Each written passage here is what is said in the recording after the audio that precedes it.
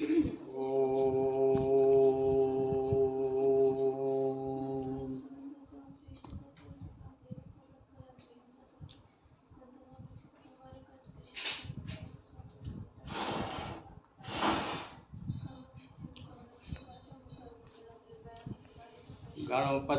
गुरु गौरी गिरा गोस्वामी गिरिजेश गिरिमोहन गुरु पर कृपा करें हरे हर क्लेश।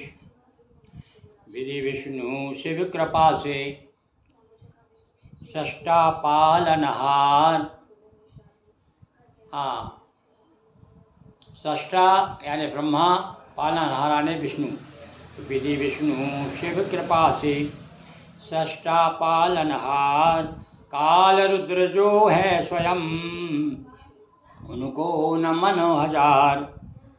पूजन अर्चन स्मरण श्री हरि लीला गान। करो जिसे जो भी रुचे तीनों एक समान। पूजन, स्मरण और भगवान की कथा का श्रवण। पूजन अर्चन स्मरण श्री हरि लीला गान। करो जिसे जो भी रुचे तीनों एक समान। बिना कष्ट के हो मरण। मंदिर में जब भी हम जाएं तो क्या प्रार्थना करें भगवान से लौटते समय कि बिना कष्ट के हो मरण, कभी न हो बीमार। चलते फिरते चल बसें यही अर्ज करतार। और बंदो हनुमत लखन संग रिपुहन भरत सुजान। सिया राम जी को नमनो, सिया राम जी को नमनो।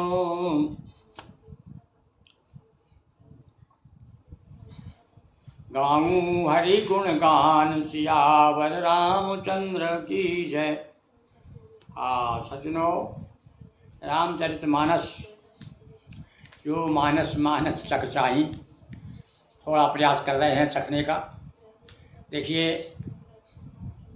शिव जी की तपस्या समाधि में लीन है भगवान शिव। और इधर पार्वती जी के माता पिता चिंतित हैं कि हमारी बेटी को किस प्रकार से नारद जी के बताए अनुसार उन्हें पति के रूप में शिव जी प्राप्त हों। तब जब उनको नारद जी समझा करके गए तब माता पिता आपस में दोनों चर्चा करते हैं। और तब जो है हिमगिरी जी अपनी श्रीमती जी को समझाते हैं। क्या कहते हैं कि प्रिया सोच पर हरऊ सब सुमरऊ श्री भगवान। पार्वती निर्भयो जयी। पार्वती को जिसने निर्माण किया है यानी जिसने पैदा किया है, इसने जन्म दिया है, सोई कर है कल्याण, वही कल्याण करेंगे। इसलिए हे प्रिय, हे मैना, आप जो है भगवान का स्मरण करो, चिंता छोड़ दो। देखो भैया, भगवान के स्मरण का क्या प्रभाव है कि सुमरण करने से सुमरण करो। यदि अच्छा मरण चाहते हो, संसार की भवबाधा से दूर होना चाहते हो तो सुमरण करो। जहाँ भी कभी संकट आ जाए तो फिर क्या करें? जपऊ जाय शंकर सतनामा।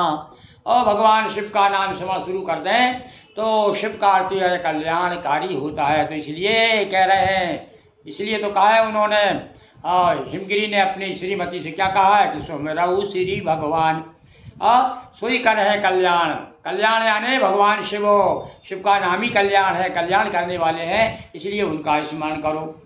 अब जो तुम्हें सुता पर नेहू तो वस जाय सिखावन देहू। भाई बात तो है, तो कठिन बात है, क्योंकि माँ की ममता इतनी कठिन है कि अपनी पुत्री को विलग करना बड़ा कठिन होता है। तो इसलिए कह रहे हैं, देखो पहले क्या बता दिया, यदि तुम सचमुच में अपनी पुत्री से प्यार करती हो तो क्या करो, तो जाके उसे शिक्षा दो कि वो तपस्या करे। और जब तपस्या करेगी तब भगवान शिव प्रसन्न होंगे। और हम चाहते हैं कि शिव ही उनको वर मिले, क्योंकि वो सारे अवगुण जितने बताए हैं नारद जी ने वो सारे शिव जी में हैं, और वे अवगुण नहीं हैं। वो वहाँ आकर के सारे अवगुण उनके पास आकर के गुण हो गए। जिस प्रकार से भैया विष भी जाके भगवान शिव के पास में विष गया तो विष भी अमृत हो गया।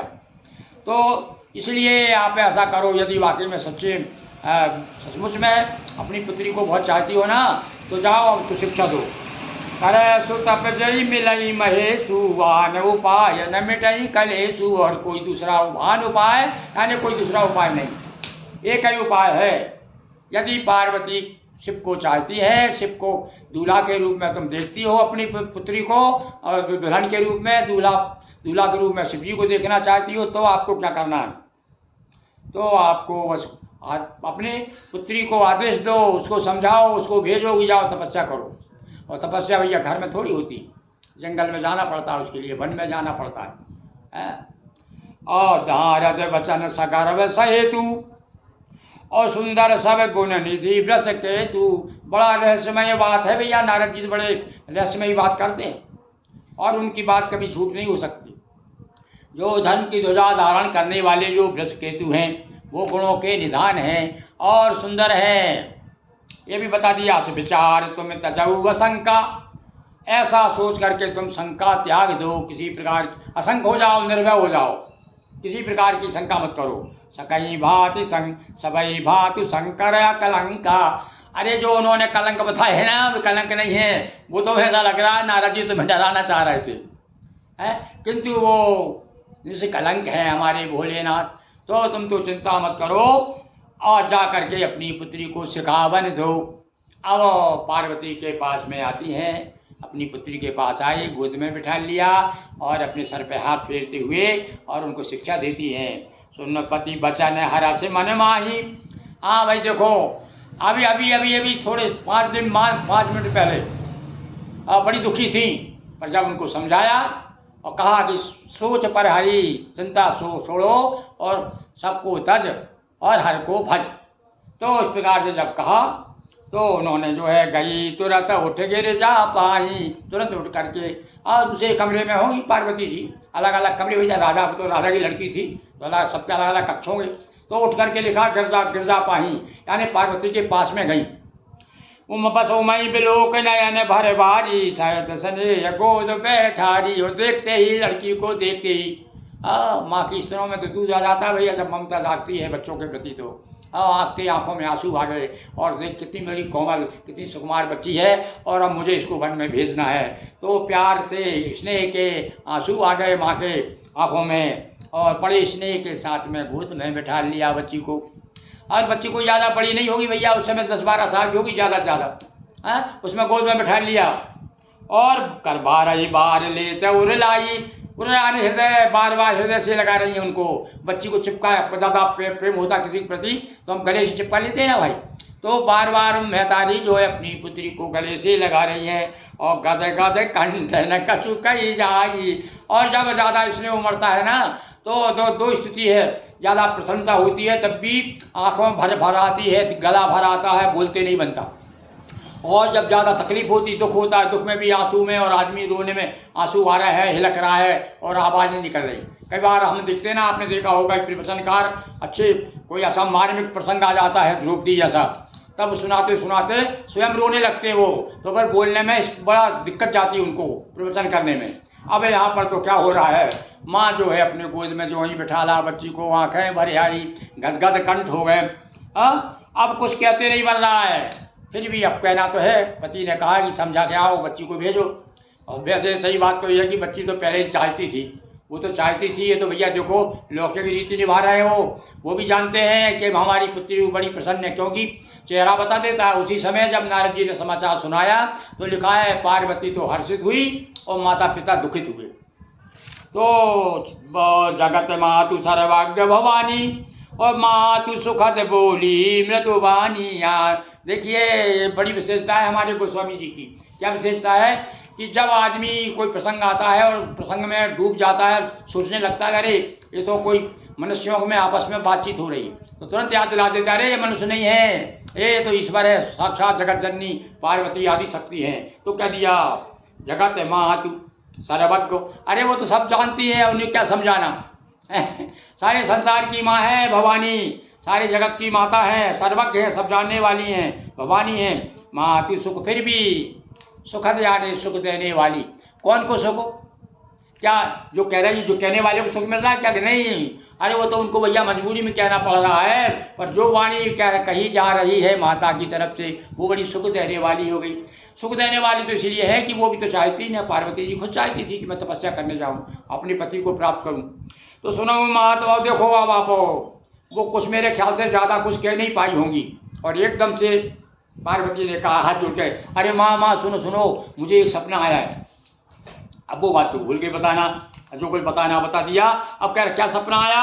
बोले सुनो महात्मे दीखवस सपन सुना बहु तो। ए माँ मुझे मैंने ऐसा सपना देखा है, सुंदर गौर सुविप्र भरवासोपदेश। एक सुंदर एक ब्राह्मण आया, उसने मुझे उपदेश दिया कि जा करके तपस्या करो। तो अब आगे का प्रसंग अब वो सपना पूरा सुनाएंगे, और उसके बाद में पार्वती जी जा करके जाकर तपस्या में रत हो जाती है। कैसी कठिन तपस्या की उन्होंने, हम आगे आपको बताएंगे। बोलिए सियावर रामचंद्र की जय। नर्मदापुरम सुविख्यातम रेवाया दक्षिणे तटे, सेवाश्रमेषु राजता देवी नर्मदायै नमो नमः। नर्मदा मैया की जय। हर हर महादेव शंभो।